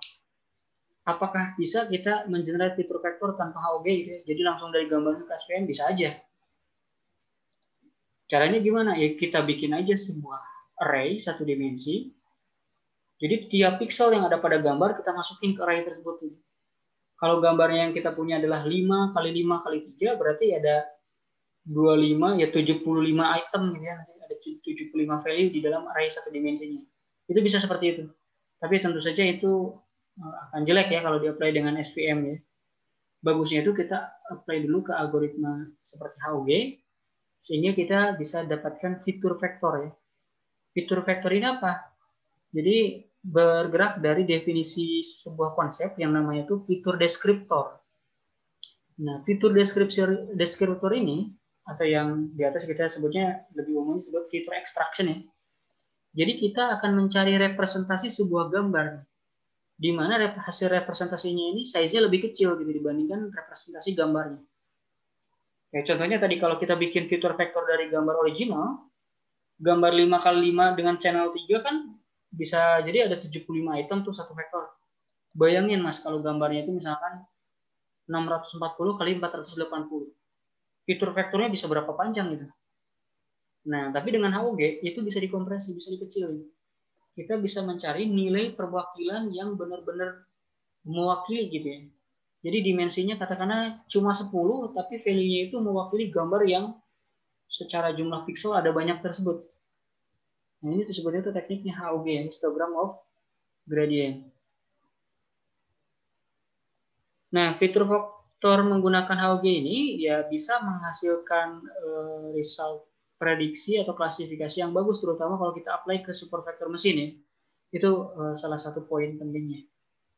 Nah, seperti apa HOG bekerja? Si HOG algorithm ini pada intinya dia melakukan dua hal. Pertama, ya karena dari definisi kan histogram of gradient ya. Dia mencari gradien dulu di dalam gambar yang diinputkan ya. Untuk mencari gradien ini bisa menggunakan function Sobel ya, Sobel derivatif, Sobel operator. Nah, untuk melakukan Sobel operation ke dalam gambar sehingga akan dihasilkan edge image ya. Jadi CV2 Sobel ini teknik edge detection juga sama seperti CV2 Kenny lah. Cuma kemarin-kemarin kita nggak sempat bahas ya CV2 Sobel. Nah, setelah kita calculate gradient image-nya, kita akan mencari magnitude dan direction-nya dalam bentuk koordinat polar ya. Kenapa harus koordinat polar? Nah, ini penting ya karena dia si HOG butuh representasi polar untuk dia mencari fitur untuk mendapatkan fitur vektornya. Nah, kalau di OpenCV ini bisa diakomodir dengan function card to polar ya atau Cartesian to polar function. Akan mentransform lokasi koordinat x, y tertentu dalam gambar menjadi koordinat polar. Jadi outputnya nanti magnitude dan sudut atau direction. Nah, itu secara definisinya. Nah, secara penerapan fungsinya seperti ini. Ini function yang deskewing. Function deskewing ini pada intinya di dalamnya cuma warp affine untuk rotasi translasi ya. Ya transformasi affine transform ya. Nah, nanti hasil geometric transformnya, hasil deskewingnya disimpan ke dalam gambar dan selanjutnya di-apply ke HOG. Nah, seperti saya bilang tadi, dia meng-apply dulu Sobel operator di awal terhadap gambar yang diinputkan. Setelah dapat GXG-nya atau magnitude di sisi X di sisi Y-nya, dia apply ke kartu polar ya untuk mencari magnitude dan angular atau sudutnya dalam koordinat polar ya. Setelah itu dilakukan kuantisasi binary value sehingga nanti outputnya itu bisa dikembalikan dalam bentuk array fix. Yang tentu saja size-nya lebih sedikit. Nah, di sini saya set size array-nya itu 16 ya. Jadi satu gambar utuh bisa direpresentasikan dari 16 ruang lah, 16 kursi atau 16 value gitu. Nah, kita nanti untuk penerapannya tinggal panggil si fungsi home ini. Ini kita running aja. Ini kita akan coba nih satu contohnya yang deskewing ya. Ini gambar yang contohnya mana ya? Nah, ini 0_8 kan agak miring ya. Kita akan coba deskewing. Tapi kadang-kadang bisa, kadang-kadang enggak ya. 0_8. Nah, ini kita coba baca gambarnya, terus saya convert ke grayscale, saya bitwise node, biar background-nya jadi warna hitam, kayak plat nomor gitu ya, tulisannya warna putih. Terus saya rotate sedikit ke -10. Ini pertama mungkin kita nggak rotate dulu ya. Terus kita show aja dulu. Ini perlu diganti nih. Ini jadi gray. Nah, ini 0 ya. Kalau secara sekilas kan ini kayak nggak descale ya, nggak miring ya. Otomatis hasil deskewingnya juga ini kita panggil function deskew di sini. Image gray-nya. Nah, saya simpan ke gambar namanya deskew_image, terus saya inshow pakai matplotlib. Nah, ini boleh dibilang kayak lebih lurus ya, kelihatan nggak mas? Memang kelihatan nggak terlalu nggak terlalu jelas ya. Tapi bisa kelihatan nih di bagian garis ini kan walaupun pixelated seperti miring ya. Tapi setelah di apply function deskew dia jadi lebih lurus. Nah, itu deskewing itu gunanya buat gini. Jadi kalau ada karakter yang miring-miring, dia bisa tegakin gitu. Nah, jadi si function deskewing ini salah satu opsi. Kalau misalkan kita nggak mau apply geometric transform reprojection gitu ya, untuk memperbaiki lokasi plat nomornya gitu ya, jadi tampak depan gitu. Tapi yang kita perbaiki di level karakternya. Kalau di level karakternya bisa kita apply function deskewing ini. Jadi tegak lah istilah resultnya. Nah, ini function yang sudah skewing, memperbaiki yang tadinya miring seperti ini, menjadi lebih tegak gitu ya.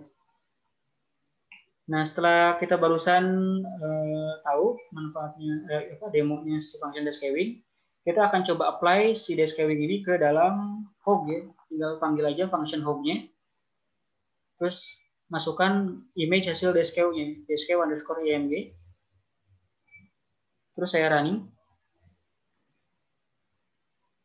Ini, nah udah selesai. Saya cek. Nah, ini size-nya 64 ya. 64. Kenapa 64? Karena di sini kan 16 nih.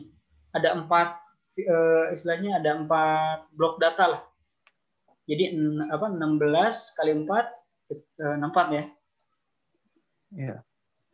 Kurang lebih seperti itu. Dia jadi satu gambar karena ini kalau nggak salah kan size-nya 20 kali 20 ya. 20 height, 20 width. Originalnya berarti ada 400 pixel gitu ya. Nah, kita wakilkan dengan data sebanyak 64 value ya, setelah hasil hog transform ya. Nah, sampai sini ada yang mau tanyakan? Tapi kalau ini kita nggak bisa display nih, si hog ini udah bukan lagi gambar gitu ya, kita nggak bisa display. Karena lihat aja secara dimensi kan dia satu dimensi, Mas. Iya. Tapi kita bisa kita bisa print lah kalau mau ya. Si hog ini seperti apa sih dia itu isinya? Ya isinya value jadi array gitu. Nanti array isinya ada 64 value ya. Tapi nilai-nilai ini boleh dibilang ya mewakilkan angka 0 ini gitu. Yang tadinya kalau kita pakai angka 0 ini ya jadi ada 400 pixel gitu ya, 400 data. Nah, ini diwakilkan dengan hanya 64 nilai. Jadi secara data kan lebih sedikit ya. Gitu ya. Kurang lebih manfaatnya si hog itu seperti itu. Jadi dia membantu kita untuk mengekstrak histogram of gradient ya, atau fitur vektor hog. Ya. Nah, setelah kita barusan tahu cara penggunaan hog dan deskew, kita masuk baru ke bagian pengaplikasian SPM untuk machine learning. Yang barusan kita bahas itu adalah utility function-nya. Tadi di atas ada function img augmentation, di sini ada function deskew dan function hog ya. Sampai sini ada yang mau ditanyakan? Belum, Mas. Kita lanjut ya. Ya. Oke. Kita akan pertama baca dulu semua dataset yang ada di folder char_dataset ini. Yang di dalamnya ada subfolder 0 sampai Z. Di dalam foldernya ada sampel data untuk masing-masing kelas ya, kategori. Jadi kategorinya saya simpan di nama foldernya. Ini saya bikin sebuah variabel namanya label, list ya. Yang pada intinya di label ini bakal menampung semua nama folder ini, 0 sampai Z ini. Kalau saya running. Nah, dia akan isinya ya nama-nama folder yang ada di sini. Pakai lib dari OS, ngelis dir semua folder yang ada di char dataset. Kalau folder name-nya dapat, dia append ke file ke list label ya. Sehingga di sini saya print labelnya ada 0 sampai Z. Di sini line-nya ada 33 kelas ya. Kurang 2 tadi I sama W ya. Kalau ada I sama W mungkin jadi 35. Setelah barusan saya bisa dapetin label dari nama-nama subfoldernya ini ya. Nah, selanjutnya saya akan baca gambar di tiap folder ini, folder 0 sampai folder Z. Tentu saja untuk melakukan ini saya pertama baca dulu folder-folder ini pakai OS listdir di folder char dataset. Jadi nanti dapat folder 0, 1 sampai Z gitu ya. Disimpan di nama di variabel folder ini. Nah, setelah dapat di variabel folder ini, saya listir lagi nih, karena saya pengen tahu kan, di dalam folder 0 ini ada file apa aja. Ada file 0_0 sampai 0_9 gitu ya. Di sini saya listir lagi, char dataset, slice, folder name, misalkan 0 gitu. Di sini saya parsing file name untuk tiap name di dalam folder ini, 0_0jpg sampai 0_9.jpg ya. Tiap nama yang didapetin saya baca imread. Nah, untuk bacanya harus full path ya. Jadi dataset slice OCR dataset slice 0 underscore 0 .jpg untuk pertama. Nah, seperti itu. Nah, di sini saya kasih slicing sampai dengan 10 dataset. Ini biar seragam ya, karena kalau dilihat di tiap folder ini datasetnya beda-beda, ada yang 10, ada yang 13, ada yang berapa gitu. Biar seragam tiap kelasnya.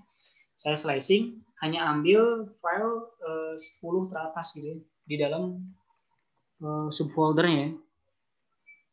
Nah, setelah dibaca saya apply ke function descalewing si IMG-nya untuk di descale, diluruskan gitu ya, yang miring-miring. Setelah di descalewing, saya apply ke home. Nah, setelah di-apply ke home, saya simpan ke IMG home. Jadi, kan seperti tadi dilihat ya, ketika di-apply ke home ini size-nya jadi 64 gitu size-nya ya. Dan setelah di-apply ke home, ini saya append ke list namanya IMG vector. Nah, setelah itu saya akan append juga target data atau index. Ini istilahnya si image ini namanya apa sih gitu, tapi dalam bentuk indeks gitu. Jadi kalau ini 01 dan 39 berarti A ini 10, B itu 11 gitu dalam bentuk representasi numeralnya. Z ini berarti nanti 33 gitu ya. Atau 33 lah kurang lebih seperti itu. 0 1 2 ya kurang lebih seperti itulah. Jadi ada posisi numeriknya tuh 0 jadi 0 1 9 jadi 9, A jadi 10, Z jadi 33 dan lain sebagainya. Nah, di sini kan saya punya list image vector dan target data ya. Image vector untuk menyimpan fitur vektor home-nya. Target data untuk menyimpan target datanya atau indeks labelnya ini. Jadi home ini sebenarnya untuk gambar yang mana? Nah, ini disimpannya di target data. Ini saya running. Non-type, not attribute of copy. Nah, ini masalahnya nih ya. Coba masuk ke folder 0, nih ada file .ipynb checkpoint nih. Karena di Jupyter Notebook dia nge-generate file ini. Dia kebaca juga di sini nih. Itu di-delete aja. Jadi coba masuk ke dalam folder char dataset 0. Nah, ini ada .ipynb checkpoint ini delete aja. Nah, setelah di-delete, kita bisa running lagi untuk ceknya. Di saya nggak ada, Mas. Nggak ada. Ini kayaknya masih ada lagi nih. Di 0 ya. Di 3 nih saya ada juga nih IPNB checkpoint ya. Mungkin Masnya perlu print aja di sini, Mas. Print yang dataset / folder name dan bla bla bla gitu ya. Yang ada di IMRED, ini coba aja di print. Nah, di sini kelihatan nih. Nanti file name yang kebaca. Printnya apa, Mas? Nah, print dataset tinggal copy aja yang di bagian sini, Mas. Oh, oke. Copy bagian sini sebelum komanya, terus di print. Nah, di sini saya di folder 3 juga ada char dataset 3 IPNB checkpoint. Ini saya hapus dulu ya di folder 3.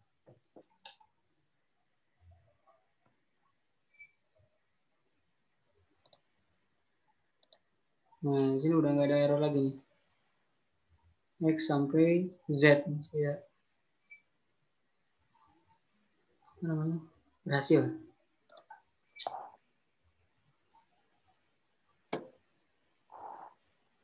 Yang masnya di karakter apa tuh? Nah, ini. Di 1. Nah, masuk ke folder 1, hapus .ipynb checkpoint ini. Tapi kok nggak ada ya?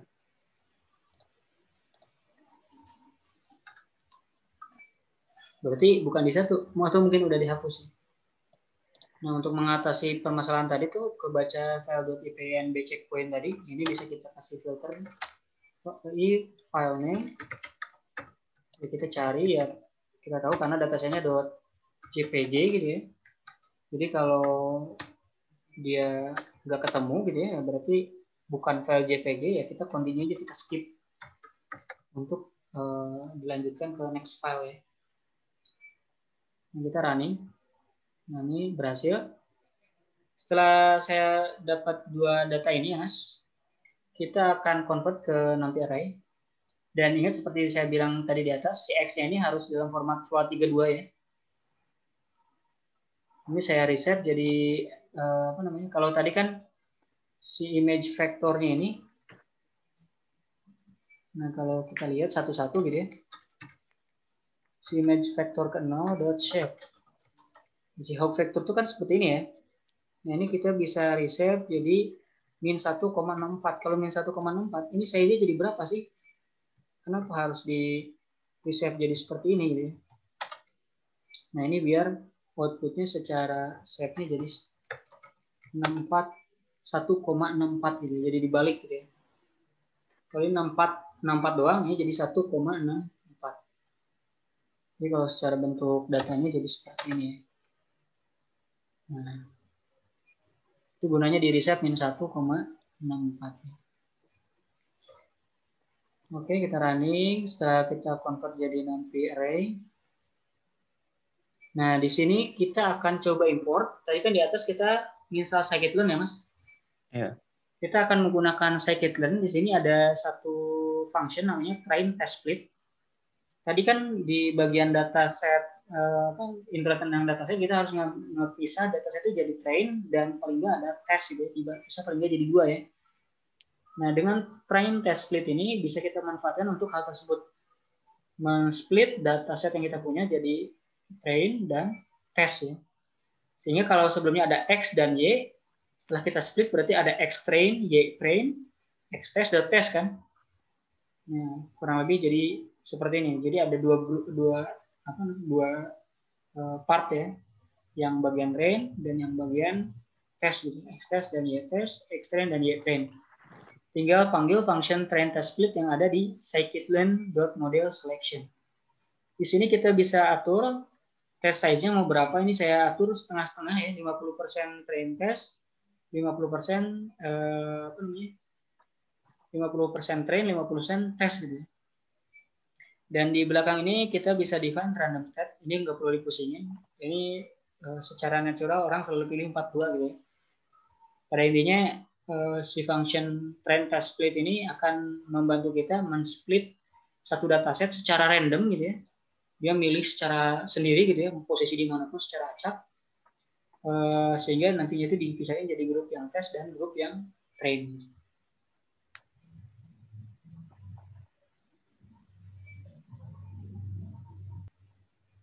Bisa dilihat sekarang kita bisa yang tadinya kita punya X shape, Y shape, X itu saja 330,64, Y-nya 330 ya. X train yang dan X test-nya ini sekarang kita split nih. 165 165 ya. 330 dibagi 2 kan 165 ya. Jadi 165 sampel untuk strain, 165 sampel untuk tes ya. Dan Y train-nya juga sama 165 yang Y train, 165 yang Y test. Nah, kurang lebih seperti itu tuh si function train test split. Nah, setelah kita barusan split datasetnya seperti di atas juga kita bisa panggil SPM-nya nih, kita create empty SPM modelnya, kita set kernelnya, kita set type-nya. Nah, di sini kalau di atas kan kita set parameternya jadi satu ya, ini kita bisa pisah nih pakai set C sama set gamma ya. 2,67 sama 5,383. Nah, ini yang saya bilang kalau misalkan kita ini parameter ini saya ambil dari official documentation-nya si OpenCV. Untuk handwriting classification, dia pakai C sebesar 2,67 dan gamma sebesar 5,383. Hasilnya optimal di bawah di atas 90% gitu hasil klasifikasinya. Jadi nilai ini cukup oke lah untuk result tersebut. Terutama digunakan untuk multi-class classification. Setelah kita create model SPM-nya, kita lakukan training. Cukup cepat ya. Dan di sini ada function spm.save nih kalau kita pengen nge-save modelnya ya. Dalam format .dat. Kalau TensorFlow kan .pb ya. Kalau YOLO kan kemarin .wait ya. Nah, ini dalam bentuk .dat. Ini kita bisa running. Nah, setelah di running Kita save, di sini bisa kelihatan di sini ada file spm.dat save second ago. Nah, setelah kita save, kita bisa evaluate nih, kita cari akurasinya. Jadi untuk mencari akurasi kan gampang ya. Kita compare aja hasil originalnya, harusnya datanya apa, dibandingin dengan hasil prediksinya. Berapa yang bedanya dibagi keseluruhan sampel gitu. Jadi persentase akurasi gitu. Predict, sorry ini saya belum running. Predict. Nah, di sini saya bisa dapat akurasi 84,85%. Kalau masnya berapa? 81. Nah, karena mungkin tadi yang ada dataset yang ditarik ya. Iya. Nah, ini kita biarin aja nih, 84,85% ya. Nah, kita nggak cukup misalkan dengan akurasi ya. Di machine learning itu ada metrik lainnya juga untuk mengukur performa model ya. Selain pasti ya kita tahunya akurasi misalnya yang umum ya. Kalau akurasinya tinggi berarti modelnya bagus gitu kan. Nah, tapi di machine learning itu ada parameter lain. Contohnya itu ada yang namanya itu precision dan recall. Recall atau ya precision dan recall ya. Dan juga ada F1 score ya. Ini saya tunjukin aja walaupun memang nggak perlu terlalu paham jelas tentang precision dan recall. Sebenarnya untuk kasus sekarang cukup di akurasi. Tapi saya coba perkenalkan precision recall di untuk mencari precision recall-nya gimana sih untuk mengukur precision recall dari model yang kita create ya, hasil yang dihasilkan dari proses training. Nah, kita tinggal pakai juga dari scikit-learn ini ada function classification report. Tinggal panggil classification report, kita masukkan hasil tesnya sama hasil prediksinya. Dan gini jangan lupa masukin labelnya ya. Terus kita running. Nah, si scikit-learn via function classification report ini bisa membantu kita menghitung precision-nya dan recall-nya. Dan tentu saja di sini ada akurasinya. Akurasinya 0,85 ya, di sini ya kalau dibuletin 0,85 lah ini. Nah, jadi si classification report di library scikit-learn ini dia akan mengeluarkan precision dan recall untuk tiap kelas. Precision dan recall ini dari namanya precision ya, kepresisian ya, recall ini ya secara definisinya nih saya punya gambarnya. Jadi kalau misalkan kita di kasus binary classification ya Mas, untuk mendeteksi kucing dan bukan kucing gitu. Nah, terus algoritma kita tuh mendeteksi kalau kucing itu di area yang warna oranye ini. Nah, yang di area warna oranye ini. Si algoritma istilahnya memprediksi area warna oranye ini adalah kucing semua. Padahal kita tahu nih dilihat ada 2 yang non kucing yang masuk ke dalam hasil prediksi. 2 yang non kucing tapi sama model dianggap kucing itu disebutnya tuh false positive. Ya. Kalau yang kucing secara dataset kucing gitu ya, terus di hasil prediksi juga dia bisa tebak oh ini kucing beneran gitu ya. Bisa tepat. Nah ini disebutnya itu true positive.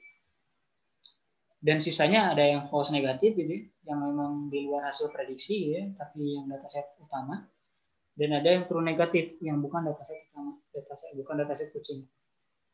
Sehingga precision adalah proporsi yang kucing gitu ya, proporsi jumlah kucing yang jumlah hasil prediksi yang benar gitu ya, dibagi dengan hasil keseluruhan prediksi. Gitu ya. Jadi kalau kasusnya di sini nih 4/6 gitu ya. 4 dari hasil 4 prediksi berhasil, 4 prediksi bagus, 4 prediksi akurat dibandingin dari 6 total keseluruhan prediksi. Itu disebutnya precision ya. Seberapa presisi model mendeteksi seberapa presisi model mengklasifikasikan sebuah data secara tepat gitu ya. Precision. Kalau recall membandingkan hasil deteksi dengan keseluruhan dataset ini. Harusnya kan kalau modelnya bagus dia bisa mendeteksi seluruh data ini ya. Kalau seluruh data kucingnya bisa kedeteksi gitu dan nggak ada anjing yang masuk atau diprediksi sebagai kucing gitu. Nah, sehingga nanti model yang bagus itu pasti precision-nya tinggi dan recall-nya juga tinggi gitu ya. Karena ketika precision-nya tinggi, bagian warna merah ini nggak ada, sehingga hasilnya bakal jadi 1 gitu. Dan ketika recall-nya tinggi ya, bagian abu ini atau yang nggak terdeteksi juga nggak ada gitu, terdeteksi semua, recall-nya tinggi. Kebayang Mas? Iya. Jadi model yang bagus itu tiap kelas tuh precision-nya tinggi, recall-nya tinggi gitu. Sini kan kelihatan ada yang masih rendah ya, tapi di beberapa kelas ada yang tinggi. Kurang lebih ya ini bisa jadi ya karena datasetnya kurang bagus gitu ya, kurang uniform atau gimana gitu ya. Ada yang bahkan mungkin ada angka 2 dimasukin, dikasih label, dimasukin ke huruf N gitu misalkan ya. Bisa jadi gitu mislabeling. Makanya itu berkontribusi ke jeleknya hasil precision dan recall. Nah, setelah barusan kita melakukan classification report via scikit-learn, kita bisa juga compare nih Pak SVM-nya dengan menggunakan scikit-learn. Di scikit-learn juga ada SVM ya. Ini kita import dulu, kita compare ini jadi sama aja, tapi cuma hanya sebatas pembanding Mas. Kita bandingin hasil classification reportnya dari yang OpenCV ML SVM dengan yang punya scikit-learn. Nah, di sini malah jelek ya. Jelek banget. Nah, barusan kan kita lihat kalau pakai RBF, kernelnya 0,05 kan dia akurasinya. Tapi kalau kita ganti ke linear, nah dia jadi 0,84 nih akurasinya. Kurang lebih mirip lah dengan yang si SVM di OpenCV ya. Nah, sekarang kita akan coba. Barusan kan kita baru istilahnya ngetes pakai datasetnya yang ada di folder chart dataset. Kita coba akan apply ke dalam project deteksi plat nomor yang sebelumnya kita udah gunain ya. Kita akan apply ke opsi flow yang opsi 1. Nah, yang dia ngedeteksi plat nomor pakai fine histogram ya, fine contour ya. Sini saya masukin dulu, ini drawpad yang sebelum-sebelumnya sering kita pakai. Yeah. Ngebikin boundary kotak, itu terus nulisin label, ya, warna pink. Ini bisa di-adjust aja warnanya di sini. Kalau mau diganti warna lain. Label teksnya juga kalau mau diganti dari putih yang lain juga boleh. Terus di sini juga ada pre-processing, ya crop region of interest, nge-resize biasa sama ukurannya, convert to grayscale, apply thresholding output, terus dikembalikan hasil LOI-nya, terus ada function get contour untuk mencari kontur ya dengan ini optionnya return eksternal dan chain of simple, dan ini ngefilter function return kontur char of ini untuk ngefilter yang konturnya kecil ataupun terlalu besar ya. Ini short contour untuk mengurutkan kontur dari sisi defaultnya kiri ke kanan ya, biar plat nomornya itu gambarnya nanti ngurut. Nah, di sini ada bagian untuk nge-crop plat nomornya dari hasil kontur yang didapatkan. Dan ini function-function tambahan lah, ini cek rectangle oke dan lain sebagainya. Nah, main programnya ada di sini, tapi ini kita running dulu ya. Running. Nah, ini yang sebelumnya kita pernah pakai. Nah, ini kalau main programnya kita running. Nah, ini untuk gambar yang plat nomor 3. Di atas kan kita udah punya model SVM ya, Mas. Kita tinggal pakai svm.predict gitu kan. Nah, di sini saya udah apply di blok program yang ini. Baca program yang plat nomor 3. Dilakukan pre-processing, terus nyari konturnya untuk nge-crop plat nomor. Kalau plat nomornya ada, saya cari top left bottom right-nya. Nah, terus di sini saya segmentasi tiap karakter ya, dicari fine konturnya lagi, kontur tiap karakter, cari bounding rectangle untuk tiap karakter. Kalau bounding rectangle tiap karakter udah dapat, nah di sini saya convert ke grayscale, bitwise node. Kenapa harus di bitwise node? Karena kalau diperhatikan Mas, dataset yang kita punya kan dia background-nya putih, tulisannya hitam, betul kan? Sementara ini plat nomor itu background-nya hitam, tulisannya putih. Nggak akur dong dengan dataset kan, beda ya. Nah, ini kita perlu bitwise node dulu nih. Kita perlu tuker yang putih jadi hitam jadi putih gitu ya. Sehingga gambar karakter pada plat nomornya nanti background-nya jadi putih, tulisannya jadi hitam. Nah, terus saya resize jadi 20x20. Ini biar sama dengan dataset, karena dataset juga tiap gambarnya 20x20 ya. Penting banget ini. harus standar sama seperti dataset gitu. Setelah bentuknya sama seperti dataset, nah ini saya apply deskewing dan hook, sama seperti di atas tadi. Saya dapat fitur vektor hook-nya, saya append ke dalam list namanya chars. Setelah saya append semua karakter di sini kan contohnya ada 1, 2, 3, 4, 5, 6, 7, 8 ya. 8 karakter ini udah saya append dalam bentuk hook-nya. Ini saya convert jadi 6P float 32 dan saya reset. Kenapa harus float 32 ya? Karena SPM predict ini dia expect array-nya itu dalam bentuk float 32 ya. Dimasukin ke dalam predict si SPM-nya, dan SPM.predict-nya, SPM-nya kan udah kita training di atas ya. Makanya di sini tinggal panggil SPM.predict gitu. Nah, di sini saya tampung result-nya. Saya tampung. Nah, result-nya ini kan dalam bentuk angka nih. Ya berarti ya 0 ya 0 gitu ya, 9 ya 9, tapi kalau A jadi 10 gitu ya, Mas. Jadi karena angka 10 ini kita harus cari padanan labelnya gitu. Jadi saya cari 10 ini di label listnya ini labelnya itu apa, misalkan A gitu. Kalau B kan 11 gitu. Nah, ketika udah teksnya dapat, nah ini saya panggil si drawpad untuk di draw di gambar. Makanya nah di sini bisa kelihatan nih hasil drawnya ya. Kalau mau di print tiap karakternya ini si resultnya juga bisa. Print result.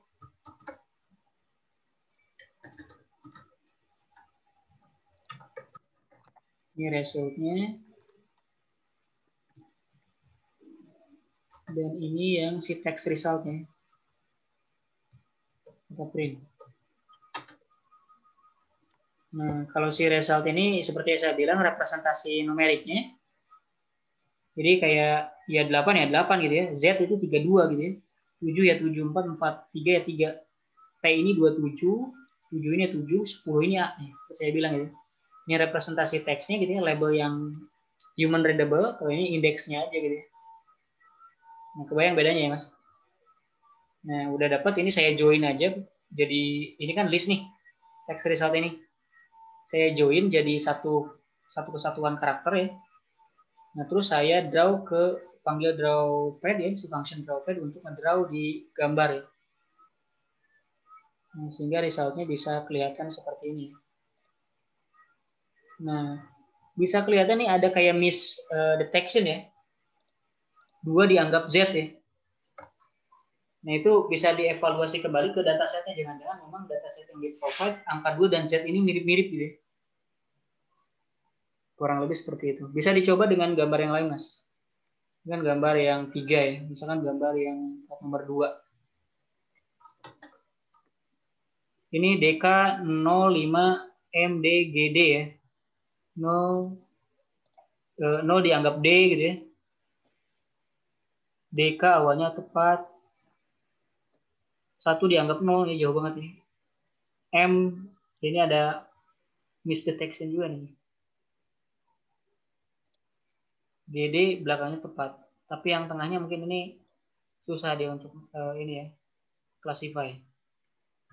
Kita coba gambar lain. Misalkan 1 ya, plat nomor yang 1.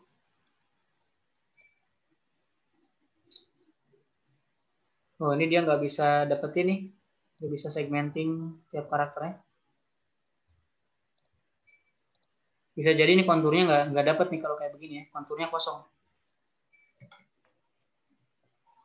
Coba kalau gambar 4. Ini yang hanya nggak keambil. Cuma 80083.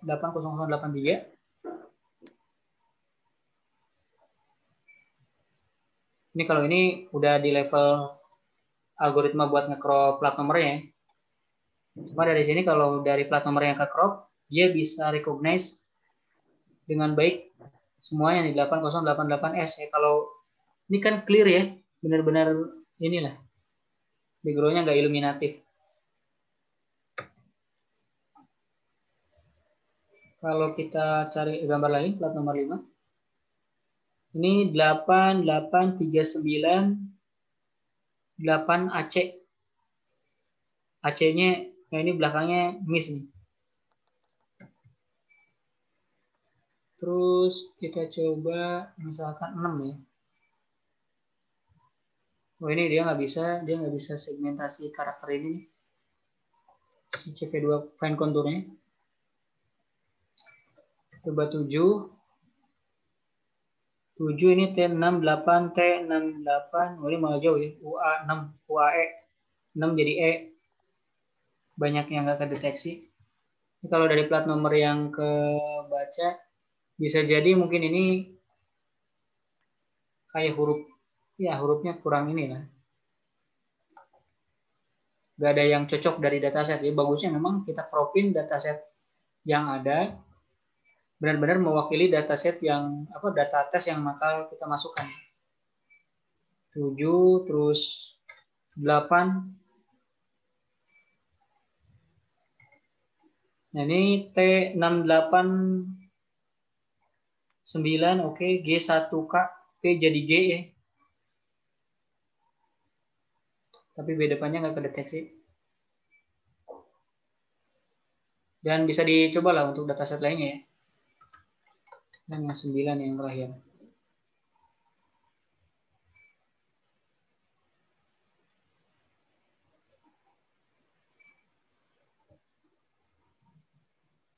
Yang barusan kita lihat, kita bisa implementasiin SPM ke dalam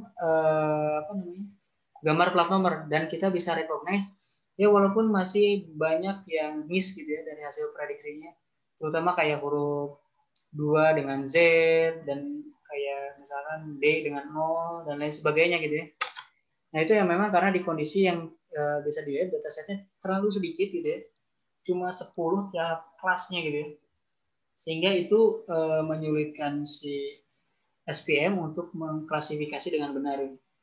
Opsinya makanya tadi di atas tuh ada kita bisa augmentasi ya. Tapi tadi kita belum coba sempat implementasi ini, image augmentasi di kasus ini ya. Nah kita bisa coba kalau mau ya. Kita akan coba augmenting gambarnya. Seperti kita tahu, tadi kita punya 33 kelas, 10 sampel tiap kelas ya. Kalau kita augmenting, tiap gambar jadi 10 gambar, kita transform jadi 10 gambar. Kalau kita punya 10 sampel di tiap kelas, tiap sampelnya nanti jadi 100 kan. Karena satu gambar kita jadi 10, kita bisa replicate jadi 10. Jadi nantinya totalnya satu kelas ada 100. Nah, dengan seperti itu bisa lebih banyak lah yang kita dataset yang kita punya. Nah, cara melakukannya kita balik lagi ke atas, Mas. Kita apply si image augmentation ya. Dengan harapan, tadi kan akurasinya cuma 84% ya. Kita dengan harapan akurasinya bisa naik 90%-an ya. Nah, kita lanjut. Akan kita apply si algoritma untuk descawing, bukan algoritma descawing ya. Sorry. Algoritma untuk image augmentation. Nah, di bagian sini ya. Pas kita ngebaca gambar di tiap kelas data. Nah, di bagian IMG read ini, nah kita panggil, kita tulisin for IMG from IMG augmentation ya, si function yang ada di atas. Kita masukin IMG-nya. Nah, seperti ini. Terus di bawahnya ini tinggal dorong aja ke dalam, Mas, ke dalam for. Nah, dengan seperti ini, dia bakal ngelooping selama 10 kali di bagian ini dengan gambar hasil augmentation. Yang originalnya cuma 1 gitu, di append 1, tapi ketika kita for kayak gini, karena hasil IMG augmentation-nya seperti di awal tadi dijelasin bakal menghasilkan 10 gambar dari satu gambar. Kan ada 10 sampel ya, dengan target data yang sama ya, dengan indeks yang sama. Kurang lebih seperti itu. Kita running ya. Sorry, bukan for ya, bukan from. IMG in IMG augmentation, sorry. Masih ada error. Too many value to unpack. Nah, ini ada yang perlu di-relocate. Karena baca gambarnya harus baca gambar dulu ya. Nah, di sini Imre dulu. Nah, baru di apply ke IMG augmentation seperti ini. Nah, dengan seperti ini kita cek nih ukuran datanya jadi berapa ya? Ada berapa banyak?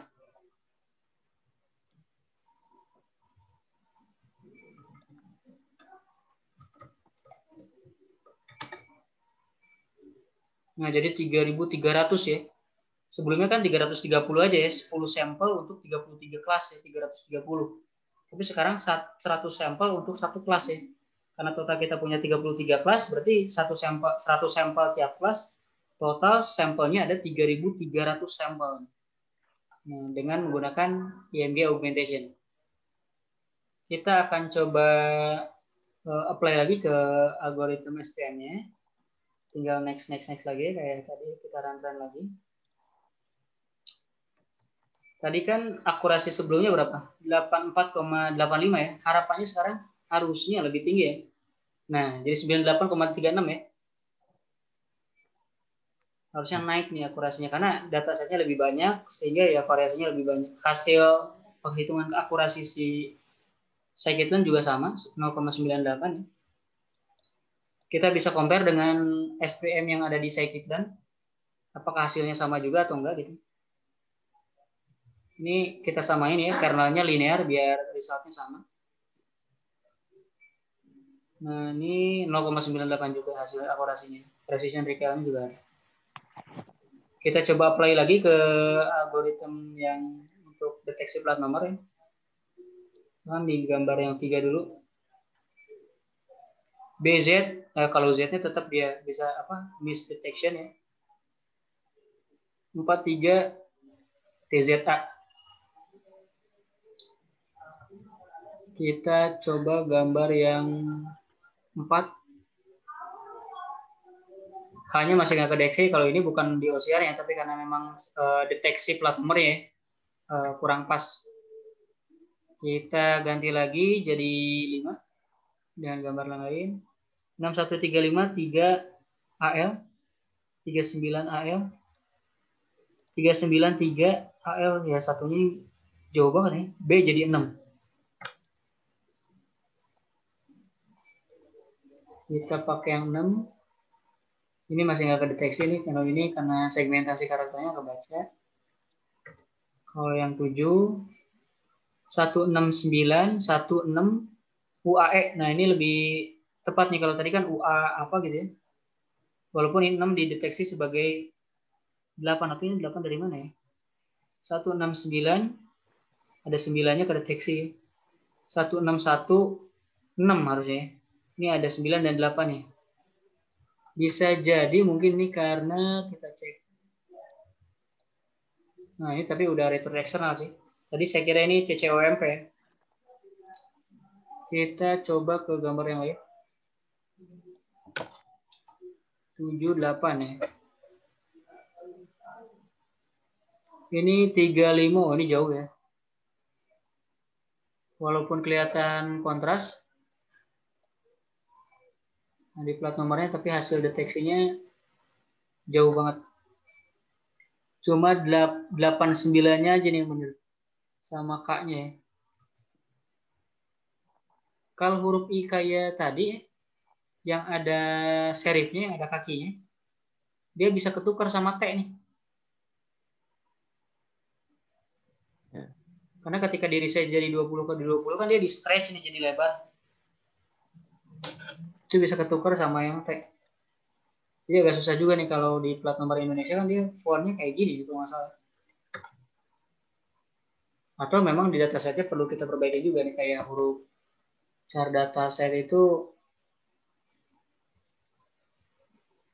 Nah, T ini kan dia kayak begini ya. Nah, sedangkan kalau satunya, huruf I-nya, oh ini saya, di sini nggak ada, makanya nggak dapet dia. Perlu dimasukin, makanya dia nggak bisa deteksi I tadi ya, I dan W ya.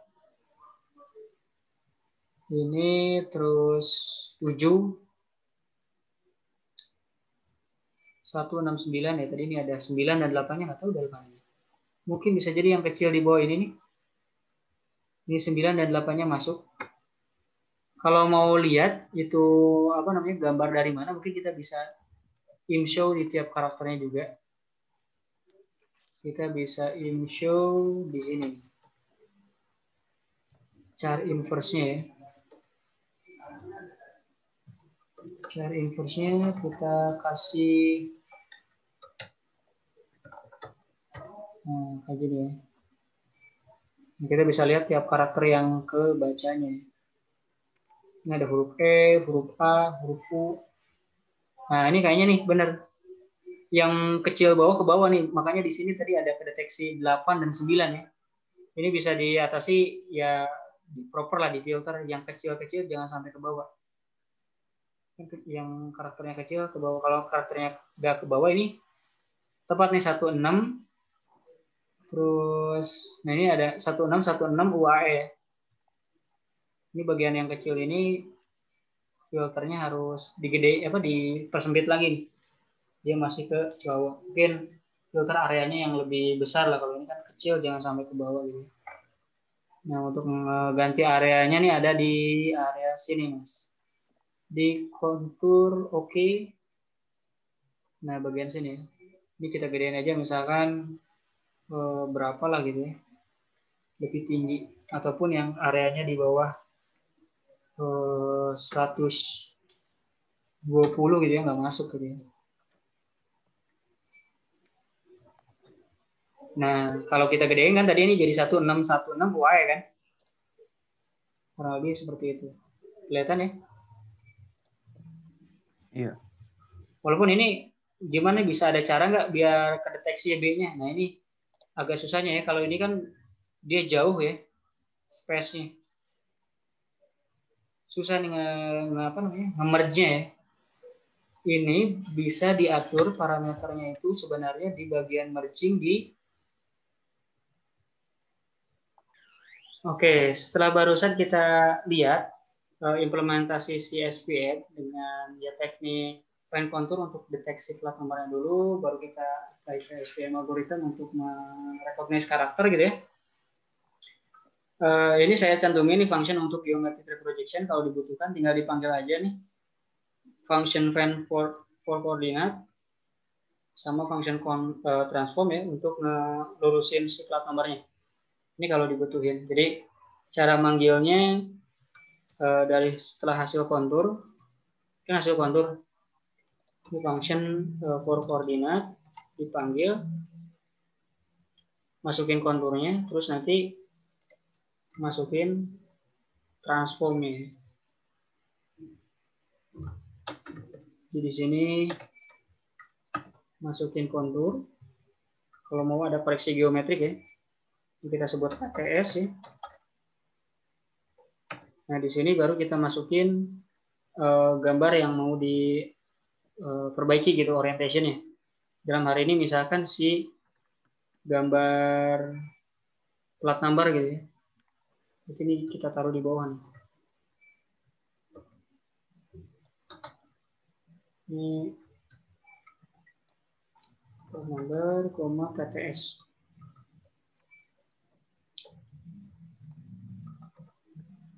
Nah, bisa seperti ini kalau kita mau apply koreksi geometrik ya. Kita cari dulu titik pojok-pojoknya si plat number, baru kita via function fan for coord ya. Setelahnya baru di-apply si function transform untuk memperbaiki orientasinya biar tampak depan lurus ya. Sehingga kita punya gambar plat IMG baru yang lurus gitu. Kurang lebih seperti itu. Kalau enggak ya tinggal di komentar seperti ini. Karena memang tadi kalau yang miring-miring di level karakter kita udah handle pakai rescaling ya, teknik rescaling. Tapi kalau kurang bisa di-apply geometric transform seperti ini. Nah, sebenarnya ini yang di akhir nih ada coba implementasiin kalau di-combine dengan YOLO gitu, YOLO terakhirnya SPM. Tapi mungkin silakan aja Masnya explore ya sendiri. Dan dari sampelnya kan sama gitu, deteksi plat nomor YOLO gitu-gitu aja. Cuma di bagian prediknya yang kemarin pakai Tesseract itu dihapus, diganti dengan blok untuk recognize di SPM. Yang mana itu bagian ini ya, tinggal di copy aja bagian ininya gitu ya. Segini. Oh segini lah. kurang lebih segini ya, sampai dapat resultnya ya. Kurang lebih seperti itu. Nah, kalau dari saya sih sampai sini dulu nih, sampai di 17 pertemuan yang kita udah apa namanya, pelajari dari awal ya, Mas. Iya. Nah, itu gimana, Mas, selama 17 pertemuan ini? Iya. Pusing atau gimana? Ya terakhirnya sih waktu ini. Banyak pas terakhir-terakhir banyak yang bahan-bahan yang berat ya. Ya, terutama ya ini DNN SPM-nya. Kalau masalah Dan pre-processing-nya saya masih bisa ngikutin sih. betul, pasti Ini. itu dari yang udah-udah juga bagian pre-processing itu gampang karena simpel gitu. Masukin ini jadi ini, masukin ini jadi ini. Ketika Iya. masuk ke DNN dan ML, nah ini perlu background sebenarnya, background knowledge tentang deep learning atau machine learning. Nah, bagian itu mungkin yang kita boleh dibilang skip lah gitu, cuma review dikit gitu, enggak cuma ngasih olesan dikit gitu. Nah, itu bagian itu yang miss. Tapi nggak apa-apa, pada intinya memang di 3 pertemuan terakhir ini membantu coba untuk menyampaikan konsep dasarnya gitu ya. Ketika OCR ya mau nggak mau masuk ke ranah machine learning gitu ya. Dan opsi paling gampangnya kemarin ada pakai Tessera gitu yang udah jadi gitu, tinggal pakai, nggak perlu training lagi. Dan yang sekarang ini ada SPM, support vector machine. Kita bisa kontrol, kita bisa apa yang datasetnya punya kita sendiri gitu ya. Ya, dan kita juga bisa kejar gitu akurasi yang ekspektasi kita mau gitu. Kurang lebih seperti itu. Nah, mungkin ada yang mau disampaikan Mas sebelum kita tutup sesi training kita yang sudah 17 pertemuan ini gitu ya. Ya ya baik sih, cukup baik. Ya sangat baik malah sebenarnya. Sangat membantu banget. Apalagi dari yang belum mengerti sama sekali ya. Iya. Paling mungkin agak terkesan terburu-buru ya. Iya, Iya. tapi nggak juga lah sebenarnya karena disediain video terus itunya dan Ada lain-lain. waktu buat nge-review lagi ya. Iya. Oke. Ya sebenarnya dari segi waktu juga karena malam ya mungkin ya. Jadi rada kurang kondusif. Tapi nggak apa-apa lah ya. Sebenarnya bisa di apa namanya? Bisa diulang lagi siang atau kapan dari video yang udah di-share ya. Iya. Oke, kalau dari saya sih oke juga. Semoga ya bermanfaat gitu ya. Nanti kalau ada yang masih bingung bisa ditanya di chat. Kalau nggak ada yang mau ditanyakan lagi, mungkin ya kita tutup sesi 17 pertemuan kita ini, Mas, untuk Iya. belajar OpenCV. Oke, dari saya sih sekian. Iya. Selamat malam. Terima kasih, Mas. Iya, makasih. Mas, Ya. ini kalau